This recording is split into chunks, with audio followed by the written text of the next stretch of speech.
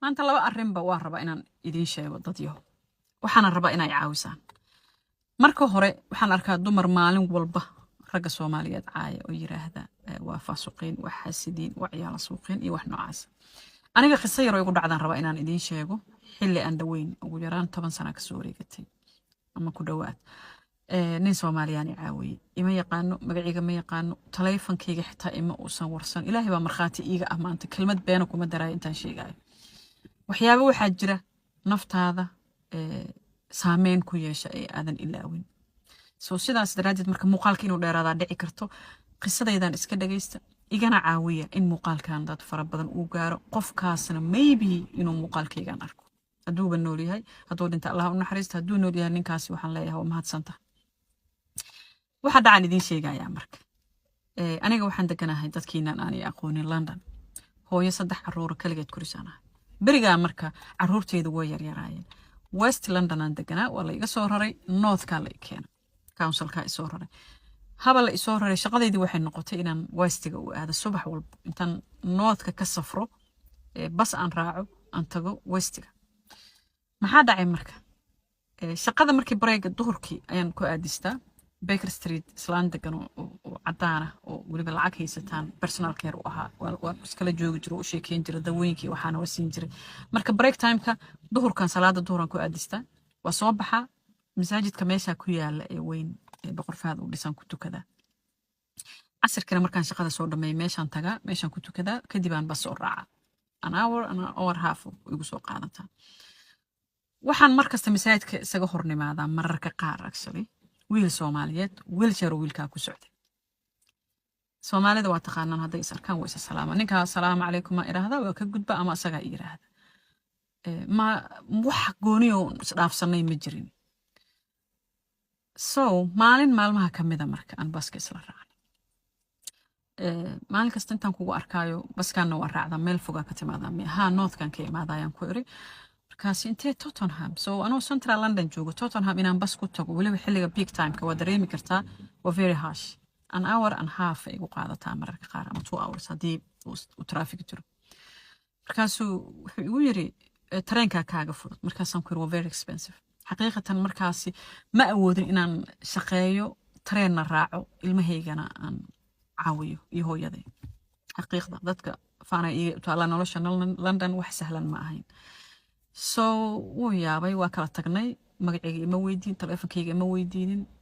waxaan weydiiyay marka sababta uu aragtay waxa ku dhacay wiiljarka uu saaray wuxuu igu yiri gaari iyadoo la dhacay Muqdisho xabadihii la soo furay igu dhacay dhabarka iiga dhaceen way inaafayeen waa ka tagay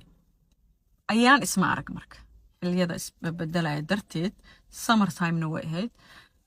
maalinkii dambe anigoo casirkii jamaacadii hortay tukaday ordayo masaajidka galayo igu hor yimid haddaan khaldanay 14kii 15kii meelahaas ahayd sanadkii ma xasuusto markaasaan si xanaaq leh wuxuu ii yiri intee ka baxday bariyahan dhan waa ku raadinaya markaasaan ku yiri waa yaabay qof aadan aqoon gaar ah isla lahayn inuu kugu xanaaqo meeshaan jirto ku weydiiyo mucjisa ila noqotay moogta markaasaan ku yiri dhib miyaa jira maya soo baxo igu yiri masaajidka qofkii tagaa yaqaana albaabka waxaa ku yaal dukaan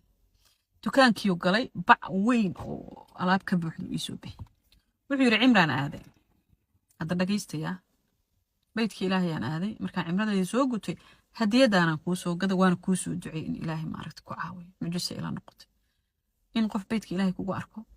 intuu baxo xaramkii taga haddana ku soo xasuusto beydkii Ilaahay dhexdiisa haddana hadiyad kugu siiyo mucjisa aqoonna igalama dhaxaysa qofkaasi Ilaahay baa iga saray wax aqoon u gaar u maleeyin ninkaas magaciisa xitaa ma aqaan haddaan aqaan waraadin lahaa maanta alaabtii uu ii dhiibay waxa cajiib kale oo alaabta ku jiray cabaayad size-kayga amoodo in aniga la ii tolay la igu jimeeyay cabaayadaha markay helo full yihiin waxaan qaataa 60 marka ay dhuuban yihiinna 62 so 62 cabaayad dhuuban oo material fiican haddii xitaa la dhaqa ana jajabino ii keena ninkan timir cajo iyo isbiya samsama iyo kitaabo yar oo ducooyin waxba ka buuxay ma xasuusta wixii kale mahadsanidaan ku iri waa tukaday gurigaygaan aaday yab anigi dadkii aan sii arkay oo sheegay war ha isku isticmaalin waxba kugu aqrina war dhisimirta waaba cunay ani dharkaygana waa iska xirtay ko sabab wax iiga halay ma jiri kartaba qof Ilaahay dartiis ii caawinayo waryaa idinku daalinine waxa cajiibka leh igu dhacay waxay ahayd timirta iyo cabaayadda waaba la iiga darnaayo maalin kalaan baska la soo raaca wiilkii wallaahi magaciisa ma aqaano I hope inuu muuqaalkayga ninkaasi dhageysto waxa dhacday baskii markaan soo kornay 5 meelahaas waa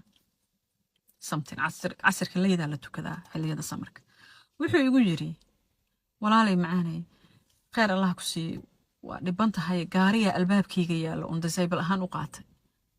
ma huba baawrka inuu Mercedes igu dhaha ama BMW labada marka midkooda waa aan ku siiyo adiga isticmaal anigu uma baahni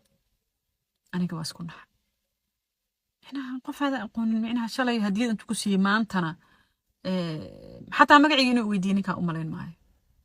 wallahi daacada iga tahay magacayga xitaa inuu yaqaan u malayn maayo gaarigaas shaqada ku imo hooyo Soomaaliyeed tahay hooyo fiican oo dadaalaysa tahay marka please iga ogolo mayaan ku yiri hadiyada daraad waa ka qaatay laakiin mid kale waliba oo hanti ma guurta gaari oo bari aan sii gadi karo lagama yaabaan qof kala siiso ama iska gad aday ku taa laakiin maya baskeen ka dagay dalhayga raacday nasiib wanaag shaqadii la ii bedelay ma u baahan inaan wastiga marka la aado noodka la ii soo wareejiyay shaqadeydii waa ii soo fududaatay almuhiim ilaahay ducada ma aragtay aan duceysto iyo aqbalay waxaan idinku sheegayaa marka ninkaasi waxaan rabaa horta awalan inaan bulshada dhan u sheego wanaagiisa anigana waxaan rabaa inaan u mahad celiyo haddii ninkaas uu muuqaalkayga arkana waxaan jeclaan lahaa inuu iga ogolaado inaan anna hadiyad siiyo markayga walaalkayga Soomaaliyeed ee caawiyay xilli aan u baahanahay maaha inaan maaragtay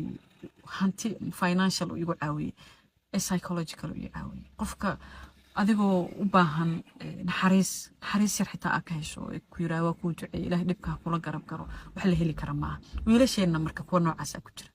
oo iyagoo waxba ka rabin ku caawinaya psychologically ama financially kuwinaan dumaraho caayay ragana waxaan leeyahay dhammaantood ragga ma xuma kuwa xun oo faasuqiinaan leenahay kuwa fiican